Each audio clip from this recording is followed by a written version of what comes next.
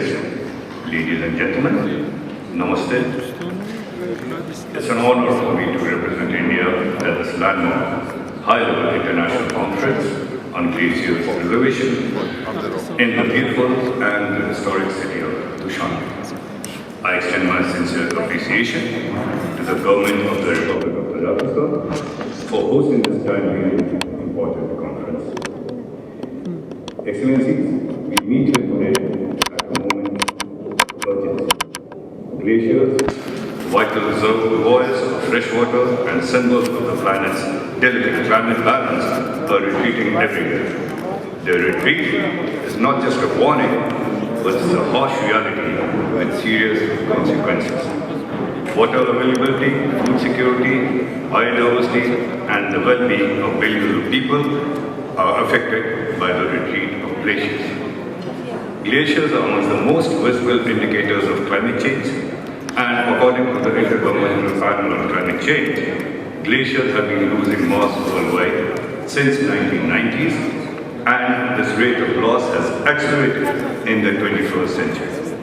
Excellencies, India, as a country intrinsically linked to the Himalayas, deeply understands the importance of glaciers for sustaining agriculture, for drinking water supplies, and hydropower for hundreds of millions. These Himalayan glaciers feed our critical rivers such as the Ganga, the Brahmaputra, and the Indus river system. Excellencies, we are appalled at the attempt by Pakistan to misuse this esteemed forum and to bring in unwarranted references to issues which do not fall within the purview. We strongly condemn such an attempt. It is an undeniable fact that there have been fundamental changes in the circumstances since the Indus Waters Treaty was executed, and that requires a reassessment of the obligations under the treaty.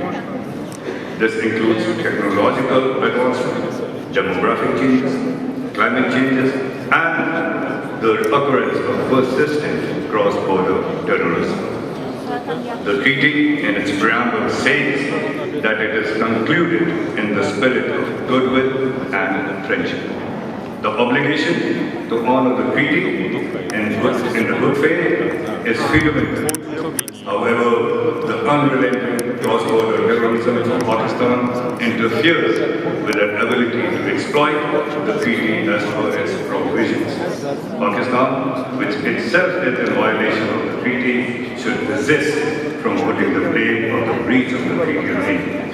Excellencies, India has launched several focused initiatives to address the urgent threat of glacial retreat.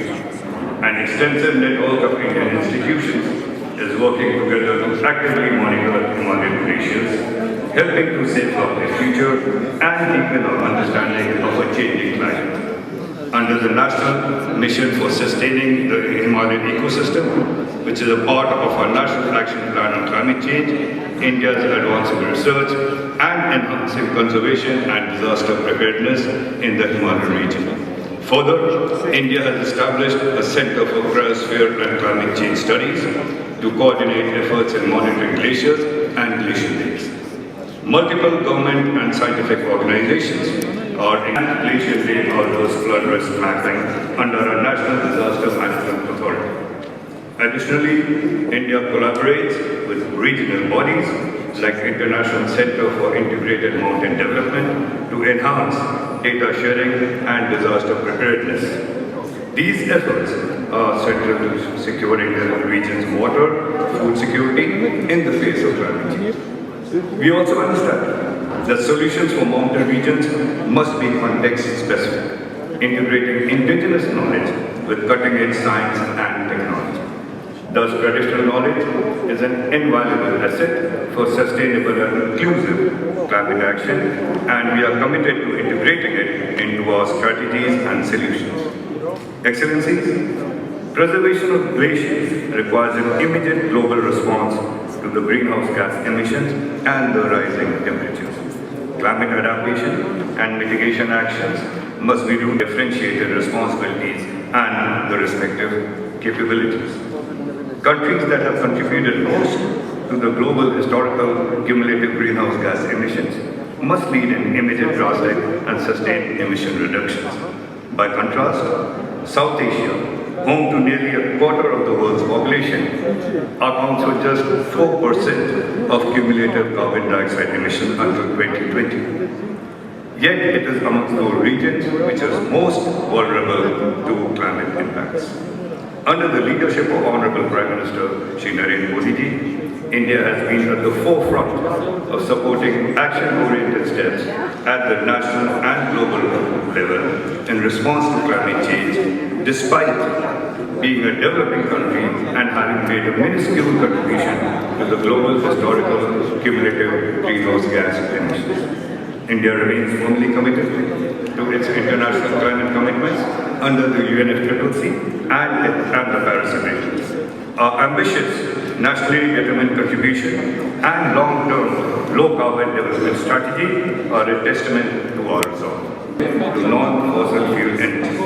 As a result, India now ranks 4th globally in both total renewable energy and wind power capacity, and 5th in solar power capacity. Excellencies, I am happy to share that India met key targets of its first nationally determined contribution years ahead of schedule by achieving 40% non-fossil fuel-based power capacity in 2021, which is 9 years in advance, and a 33% reduction in emission intensity by 2019, which is 11 years in advance. From 2005 to 2021, India has also created an additional carbon sink of 2.29 billion tons of carbon dioxide, equivalent through enhanced forest and tree cover, underscoring its commitment to an equitable and effective global climate response. We believe that the world cannot follow a one-size-fits-all solution. The balance between adaptation and mitigation will differ across nations, depending on their developmental needs, historical emissions, and the remaining carbon space.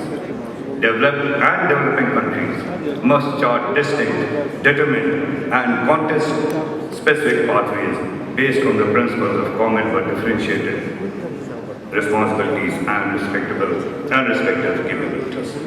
Excellencies, glacier preservation demands global solidarity, international cooperation, and shared scientific understanding. The UN Declaration of 2025 as the International Year of Glaciers Preservation and the decade of 2025 to 2034 of Action for Cryosphere Sciences must serve as platforms to unite efforts across countries and disciplines. We welcome the conference's focus on liquid glacier preservation with water and food security. We must also ensure that financial and technical resources and the means of implementation are mobilized for the most vulnerable and the developing regions, and that adaptation solutions such as early warning systems, disaster risk reduction, and sustainable water management are implemented at the required scale. Excellencies, India stands ready to enhance cooperation through knowledge sharing, scientific exchange, and regional partnerships. Let us leave Dushanbe with determination to take both collaborative and science-driven actions that will safeguard not only our glaciers but also our future generations. Dhanyawad. Thank you.